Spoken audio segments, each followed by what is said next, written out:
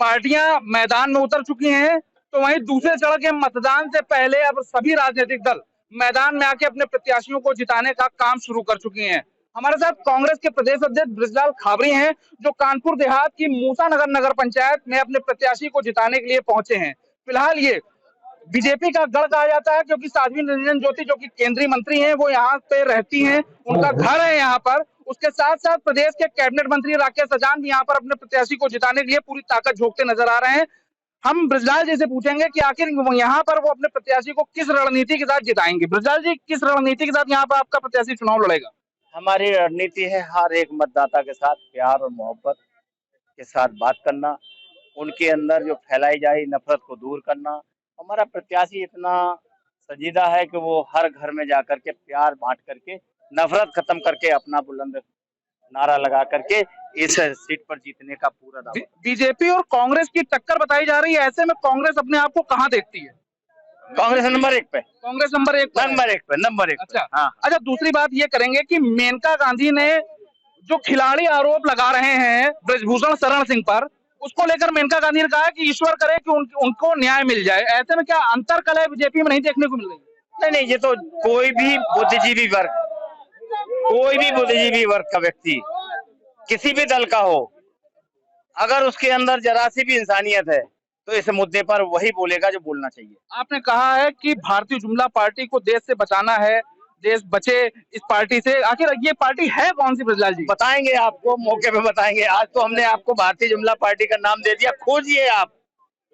कुछ तो अंदेशा होगा, कुछ तो आपने बताया ही होगा। हाँ, अब आप बिल्कुल बार बार पूछ रहे हैं, हम उसको अपने मुंह से बोलना भी नहीं चाह रहे हैं, लेकिन हमने जो नाम दिया है वो कोई नाम आज नहीं दिया है, हमने बहुत पहले दिया था। 26 जनवरी को हमने झंडारोहण किया था, उस दिन दिया था। भारतीय जुमला पार्टी का असली नाम जो है, जिसको हम लोग भारतीय जनता पार्टी के नाम से जानते हैं, ये भारतीय जुमला पार्टी इसलिए बनी कि झूठ बोलने के अलावा इसके पास कुछ है नहीं। अच्छा अच्छा, पूरी ताकत से यहाँ पर आप अपने प्रत्याशी को जिताने का प्रयास करें। केंद्रीय मंत्री भी यहाँ पर लगी हुई है, कैबिनेट मंत्री भी प्रदेश सरकार के लगे हुए हैं। ऐसे में चुनाव कितना कठिन लग रहा है? बहुत सरल है, कोई कठिनाई नहीं है, क्योंकि हमें मालूम है भारतीय जुमला पार्टी के पास अब कुछ बचा नहीं है झूठ के अलावा, और झूठ एक ही बार तोला जा सकता है, दोबारा नहीं। जीत कितनी निश्चित मान रहे हैं? 100% जीतेंगे।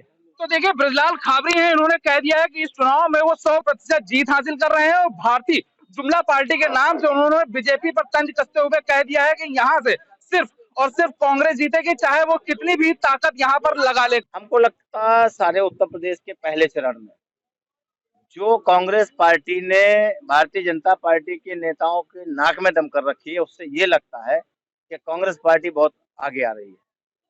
अभी जंतर मंतर पर कल देर रात एक महिला पहलवानों के साथ घटना को लेकर के क्या कहेंगे आप, क्या मानते हैं? ये घटना कोई आज की नहीं है, पुरानी घटना है, लेकिन भारतीय जनता पार्टी की सरकार है तो सब चीज मुमकिन है। एक तरफ एक गरीब के लिए कानून अलग है और भारतीय जनता पार्टी के नेताओं के लिए कानून अलग है, जबकि बाबा साहब अम्बेडकर ने जो संविधान बनाया, जो कानून बनाया है, उसमें कानून एक है। राजा से लेकर रंक तक, अमीर से लेकर गरीब तक एक ही कानून की परिधि में आते हैं, लेकिन भारतीय जनता पार्टी के यहाँ दोहरे कानून है। ब्रजभूषण शरण सिंह के ऊपर यौन शोषण का आरोप लगा है और चुनाव से पहले लगा है, क्या इसका असर चुनाव में देखने को मिलेगा बीजेपी? चुनाव में मिले ना मिले, लेकिन इंटरनेशनल मीडिया ने देश की जो खबर को विश्व के पटल पर रखा है, तो देश की बड़ी अधपटी है, बहुत बेइज्जती हो रही है विश्व के पटल पर। पहलवानों ने अपना जो है मेडल वापस करने का ऐलान कर दिया है, वो पुलिस पर मारपीट करने का आरोप लगा रहे हैं, उनके साथ अपहत्या का आरोप लगा रहे हैं। उन्होंने जो अपने मेडल है, पदक है जो जीते हैं, उनको वापस करने की बात कही, क्या कहेंगे आप? देखिए, ये उनकी धरोहर है, मेडल जो जीतने वाला है उसकी वो धरोहर है, वो उसको वापस करे या अपने पास रखे। हम इतना कहेंगे, कानून ये कहता है प्रथम दृष्टया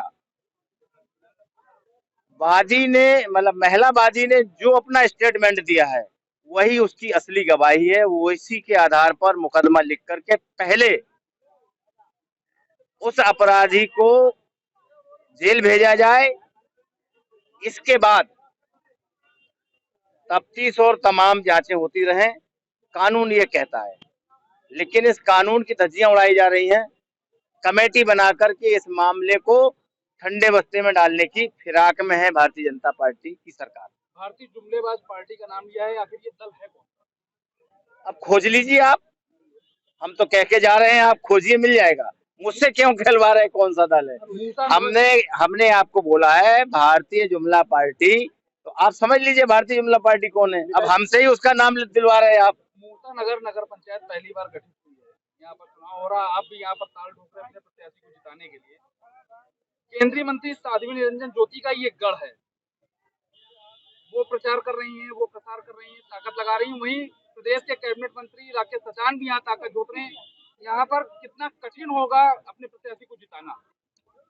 पहले तो आप ये मान लीजिए समझ करके कि राजनीति में कोई किसी का गढ़ नहीं होता है। एक जमाना था ये कांग्रेस का गढ़ हुआ करता था, जब कांग्रेस का गढ़ नहीं रहा तो इनका कहां से हो जाएगा? ऐसा संभव नहीं है।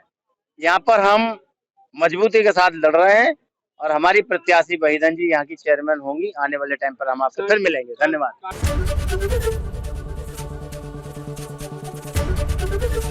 एबीपी गंगा, खबर आपकी, जुबान आपकी।